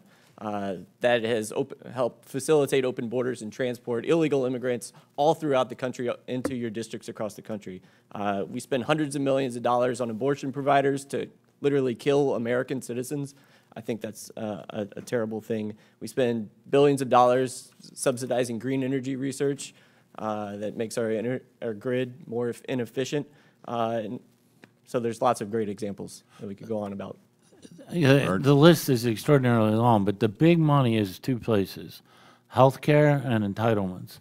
The United States spends twice as much as a percentage of GDP than the OECD average on healthcare, which is well over $1 trillion we might as well burn because we don't get better health outcomes than major European countries. And then the entitlements, of which there are three major ones, or Medicare, Social Security, and Medicaid, but also Obamacare and dozens of programs, some effective, some not, meant to alleviate poverty. But there's tremendous waste, duplication, and opportunities for savings there. Mr. Lips, I see you itching to get on the mic, and I need to ask you a question, follow up, but you go ahead. Thank you, sir.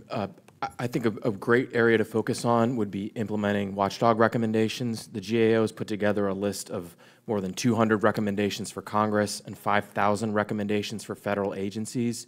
GAO says that this could save upwards of $200 billion. What is GAO? We don't use initials in my office. What does that stand for? The Government Accountability Office. Okay.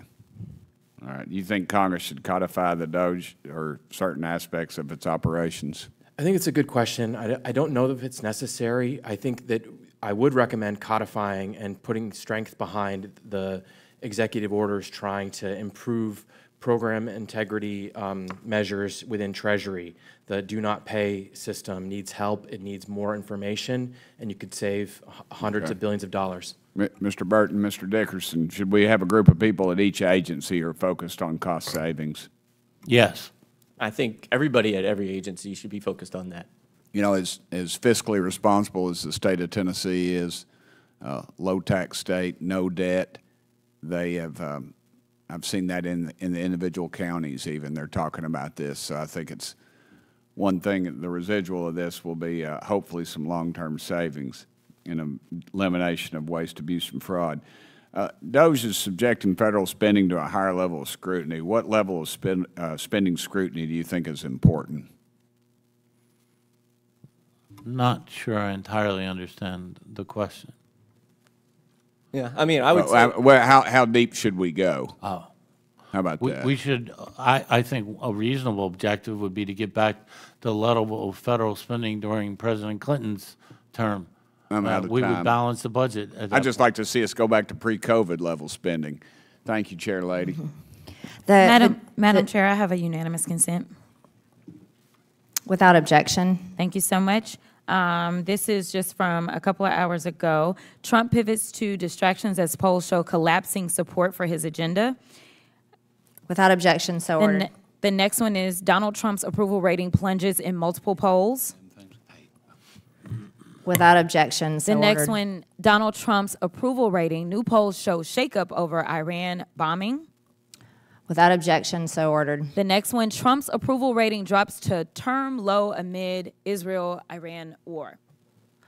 Without objection, so ordered. I hope you're not reading the same thing from your phone, which it looked like. I now recognize. clarification- I now recognize Mr. Lynch from Massachusetts for 5 minutes. I just want to clarify. I can give you the sources because Mr. Lynch is recognized. Ms. Crockett, you're rudely interrupting Mr. Lynch's 5 minutes. Well, I've Ms. already said without objection, so ordered. Then there we go. And we'll make Mr. sure you got it. Lynch is recognized, Ms. Crockett, for 5 minutes. Thank you. Madam Chair, first of all, I want to be the first to congratulate my friend and colleague, the gentleman from California, Mr. Garcia, on becoming our new ranking member on the full committee, on this committee, Oversight and Government Reform. I am sure he will enjoy not only my own support, but the full support of all of our members, and we will all work to help him in his new role. Thank you. Thank you. Ms. DeVito, in the past, veterans' benefits in this country have been separate and apart from everything else we do. They are different because veterans' benefits, for the time that I've been in Congress over the last 25 years, they're regarded as special because they are earned by courageous service to our nation previously rendered by a very narrow segment of our society. And we as a nation, both Democrat and Republican, through every president so far, made a promise that if a young man or woman puts on that uniform for our country, serves our nation, and they come home from war with the scars of that war, either invisible or visible, we made a promise that we will take care of them and their families. And that has happened for every, we've been proud that every administration has honored that promise until now. In January 20th, Trump laid off 6,000 employees at the VA. He even laid off the workers at the suicide helpline in the middle of a suicide crisis among our returning veterans. It's an epidemic. And after that, DOGE and Donald Trump have laid off 2,700 of those people that they laid off were veterans themselves. So now we're looking at a 250,000 case backlog at the VA. So veterans are waiting longer and longer to get their care. You know, we still have World War II veterans, Korean War veterans, Vietnam veterans who are older, and the delay in care to those veterans is a denial of those benefits they are owed.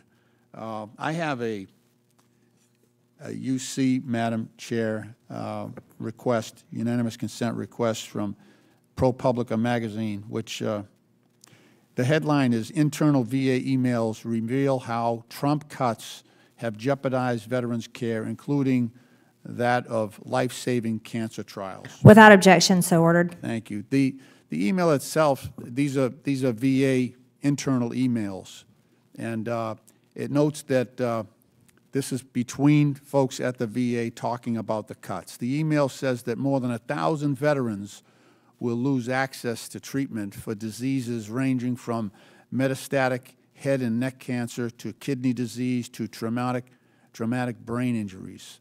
And it goes on further, and this is a quote from the internal emails, that the enrollment in those clinical trials is stopping, meaning that these veterans lose access to those therapies.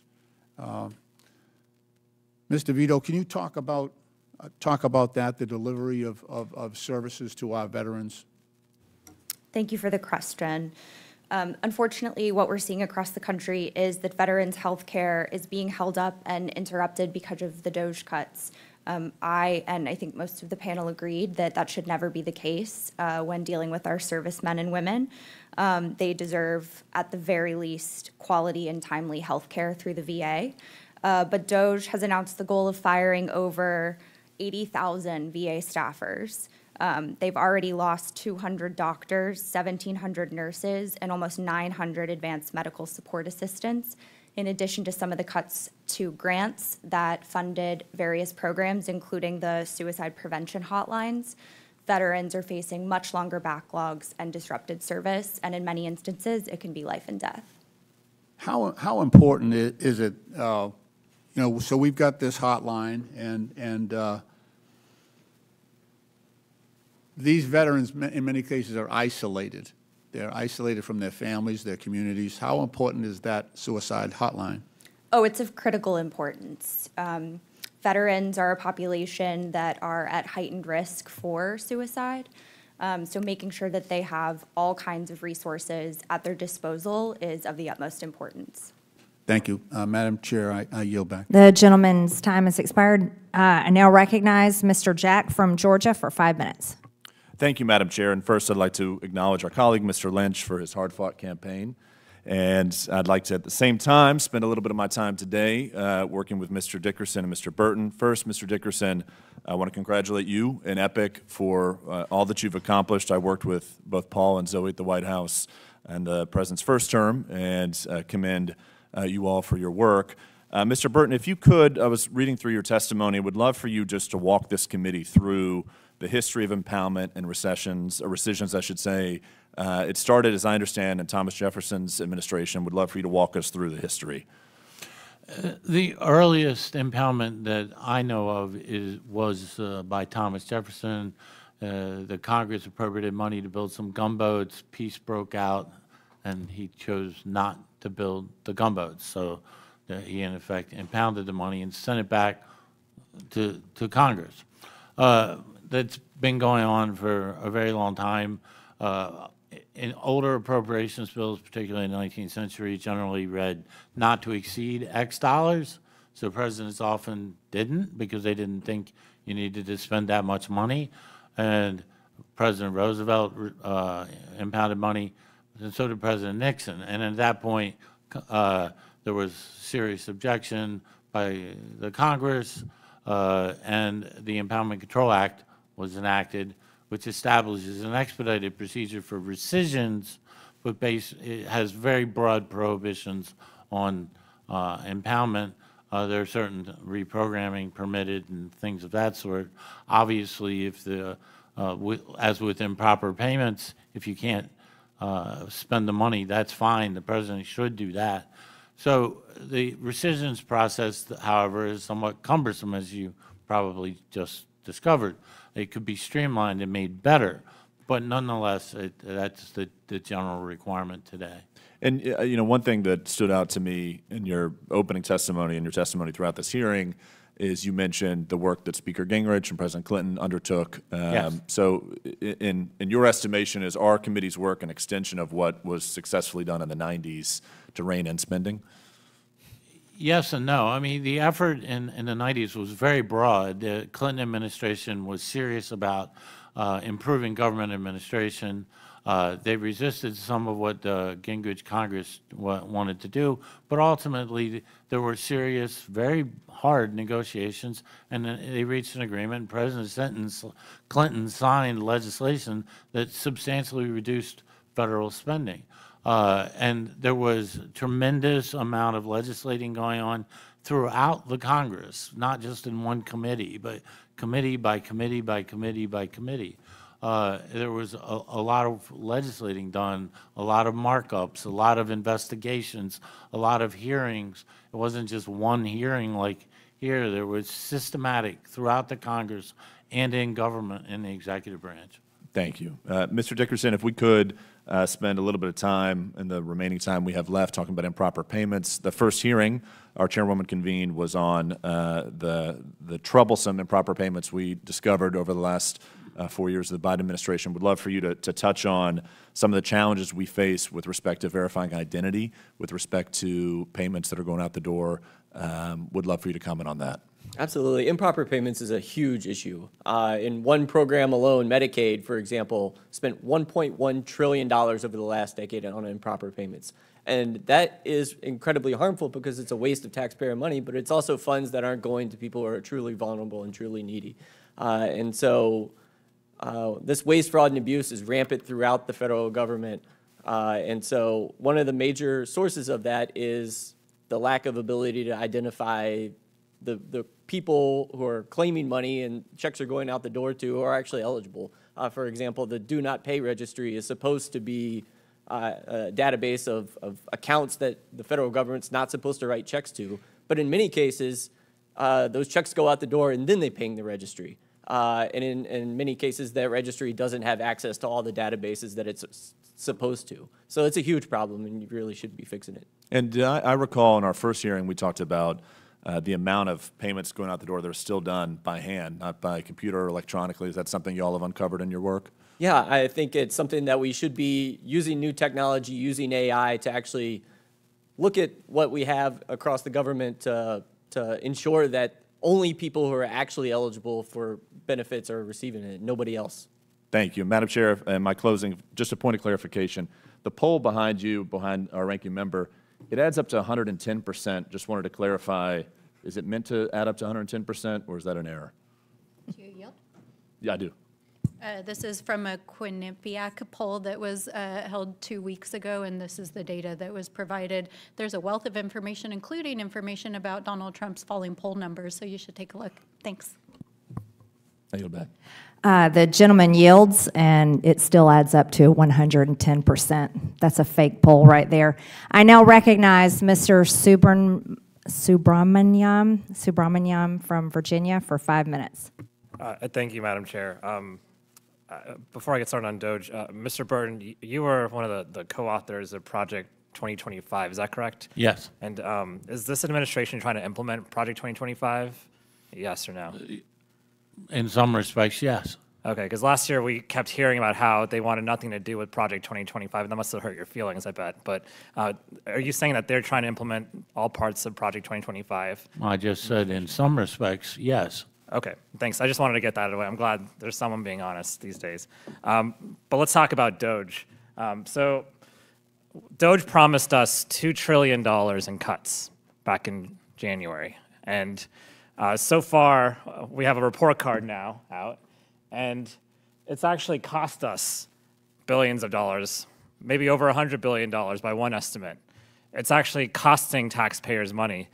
And it seems like, they're cutting a lot of things. How is this possible? Well, the reason it's possible is because they're cutting the very people who are actually there to help get rid of waste, fraud, and abuse. And they're cutting people who do essential research and run really important programs that save taxpayer money long term.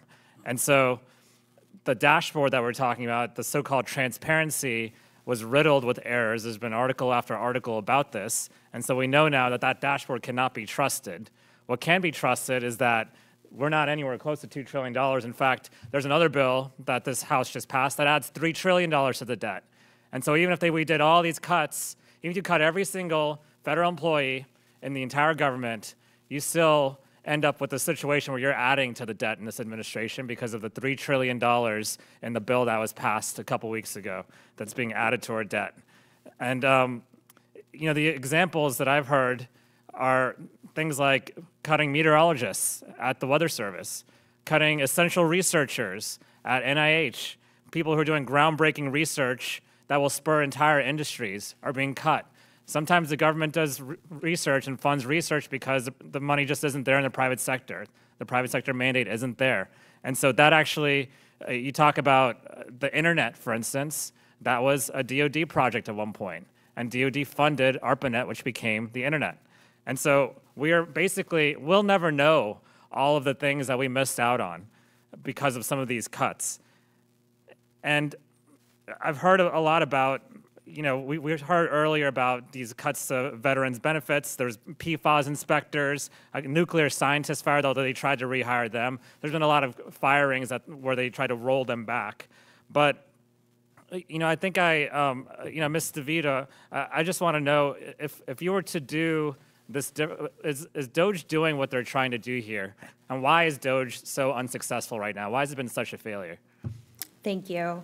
I believe that DOGE has been a lose-lose. It has failed to find the sizable savings, as you mentioned, and has only made life harder and more expensive for working families. You mentioned a lot of the mistakes. Those don't just cost, there is not just an opportunity cost to lost potential and lost impact from those mistakes, but there is also a cost to correct for them. So rehiring and retraining all of the federal workers. So is DOGE on track to save us money? Is it going to save taxpayers money long term? No.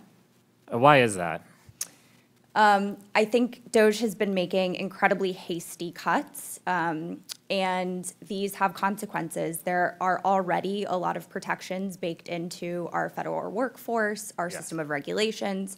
We can always add more that protect people in even better and stronger ways, but we cannot take them back without costs. So I'd ask Mr. Burton or Mr. Dickerson, I had one idea for cuts, which is the president actually, his last term, spent $150 million plus on golf trips. Do you think that's waste, fraud, and abuse? Yes or no? I certainly would think there's more high priority spending things, yes. But do you think that's wasteful spending? Do you think we should cut? Do you think that's less or more wasteful than cutting veterans' benefits, his golf trips? I would rather spend money on veterans. What about $50 million for the Department of Homeland Security's private plane? That's what they requested in the appropriations bill. Do you think they should get a new plane for DHS, a private plane? That's a factual question on whether or not this. No, so I'm reclaiming my time. In the end, what's happening is there's more waste, fraud, and abuse since DOGE has come into effect. It's led to poor services, a brain drain on our federal government, and it's going to cost taxpayers money long term. I yield back. The gentleman's time has expired. In closing, I want to thank our witnesses once again for their testimony today. I now yield to Ranking Member Stansbury for closing remarks. All right. Well, that's another DOGE subcommittee in the books. And another morning and a number of hours of our lives that we will never reclaim spent here doing more political theater with our friends across the aisle as the president is starting wars in the Middle East. And by the way, news just broke, canceled the classified briefing that had been scheduled for Congress without a rescheduling. He's deploying United States troops against our people here in the homeland. And this Congress, controlled by these folks right over here, is trying to gut your health care, food programs, and steal your public lands while saddling the American people with trillions of dollars in debt to pay for tax breaks for billionaires. This is one of the most unpopular domestic and global policy agendas in modern history. And they're here trying to convince you all that we should make DOGE permanent. But here's the thing. The GOP may continue to try to make DOGE a thing, but no matter how hard they keep trying, GOP will never make DOGE happen. Even with their Regina George out of the picture, that's Mr. Elon Musk in this scenario, Americans just aren't buying tickets to this show. And just like the movie business, House Republicans' DOGE reboot isn't hitting like they thought it would. And in fact, a majority of Americans actually oppose DOGE cuts, a number that will only grow as the devastating and real-life impacts continue to sink into everyday life for all of us. And I think we've all seen this film before, and we didn't like it. The fact is, DOGE is costing taxpayers more than it is saving, and Donald Trump has spent more of your hard-earned taxpayer dollars in his first 6 months in office than any other president in modern history. That's right, he spent more money than the last president just in the last 6 months, going golfing and doing other random things. While the Republicans are actually trying to increase federal spending in reconciliation with trillions of dollars in tax breaks and kickbacks to their donors. But despite this box office bomb, that's DOGE, here in this subcommittee, we're stuck on repeat, watching the rerun over and over again as the GOP continues to roll out the same tired talking points that got Elon Musk fired in the first place. And not only that, we're seeing the same kinds of witnesses backed by the Heritage Foundation and their allied organizations coming to testify again and again, attempting to back up a flailing administration and its flailing policies. So where are we? In case you forgot, the Heritage Foundation is the same organization that brought you Project 2025, which is what this is actually all about. A show that was so unpopular that even the president and members of this committee tried to distance themselves from during the campaign season and even lied to the American people about. But the American people are smart, and they're watching, and they know what a scam is when they see it. You cannot run away from Project 2025 because it's right here. And we will not let you destroy our government, our democracy, our institutions, and our freedoms. And we will hold you accountable.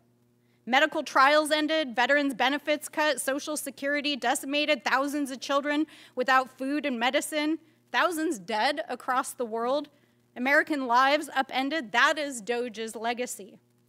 But it's clear, however, no matter the impact, the Trump administration and the GOP doesn't seem to care, because DOGE isn't actually about waste, fraud, and abuse. It's not even about cost-cutting or making the government more efficient. It's a means for pushing their political agenda on the American people. And if you couldn't tell already by their obsession with the culture wars, from attacking education to slashing global food aid to stripping health care, this is about remaking American society. They want to remake our country in a hyper-conservative image, just as they laid out in Project 2025. The American people know what's going on, and this is not the sequel we asked for. So, I want to just take a note from America's real anti-hero and to say to Mr. Elon Musk, as far as we're concerned, you're just another picture to burn. And to DOGE, now we got problems, and I don't think we can solve them. You made really deep cuts, and baby, now we're bad blood. I think we're out. I yield back. I now recognize myself for closing remarks. The American people gave President Trump a mandate to drain the swamp, and they expect us to deliver on that promise. Our massively growing debt and interest threaten every single American, their children, and every generation to come. The United States is now $37 trillion in debt. In fiscal year 2024, the government spent over $1.8 trillion, more than it took in. And in fiscal year 2025, the interest on our debt is expected to exceed $1 trillion, more than our military budget. We need to be brutally honest about how this massive debt came to be in the first place. It originated from Congress and elected presidential administrations for decades. We are grateful that President Trump's DOGE team has already identified at least $180 billion in federal savings. However, without legislative action, these hard-won cuts could be reversed by the stroke of a pen with a future administration. After all, we listen to Democrats every single day make fun of, attack, and criticize the efforts of DOGE. They don't take it serious. They want government to be bigger and bigger and bigger until we completely collapse. Congress must use every tool at our disposal to make the hard work of the Trump administration permanent. 2 weeks ago, House Republicans took the first step in codifying the DOGE cuts by passing the White House's $9.4 billion rescissions package. This is only the first step. The Senate must immediately pass these cuts and send them to President Trump's desk. We must continue to codify every penny of DOGE cuts through rescissions and the appropriations process. This is our mandate. This is our duty. The legislative branch can't sit on the sidelines. In this subcommittee, we will fight the war on waste shoulder to shoulder with President Trump. We've held hearings exposing billions in improper payments, corrupt NGOs pushing destructive policies, and taxpayer-funded media like NPR and PBS that serve elite interests over the public good. We've uncovered shocking examples like USAID funneling money to undermine U.S. interest abroad, lavish spending on empty federal buildings, and so-called nonprofits bankrolling illegal immigration.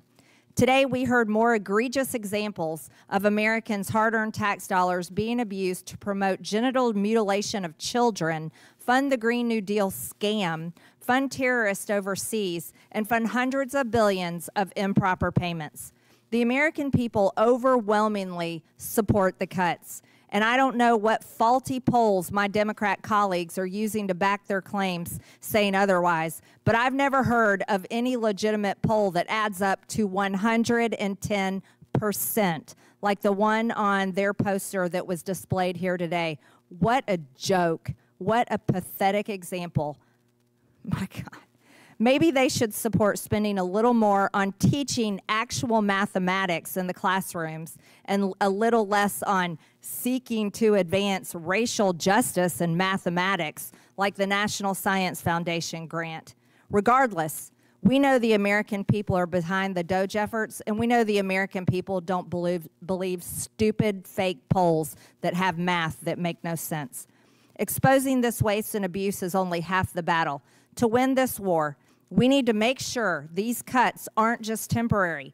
That means passing laws to streamline agencies, eliminate redundant programs, and give the president the authority to fire bureaucrats who don't do their jobs, the same bureaucrats that go ahead and give out these grants that mutilate children, gives money to USAID to do regime change in foreign countries, and so many more stupid, horrible things that the American people don't want to spend their money on.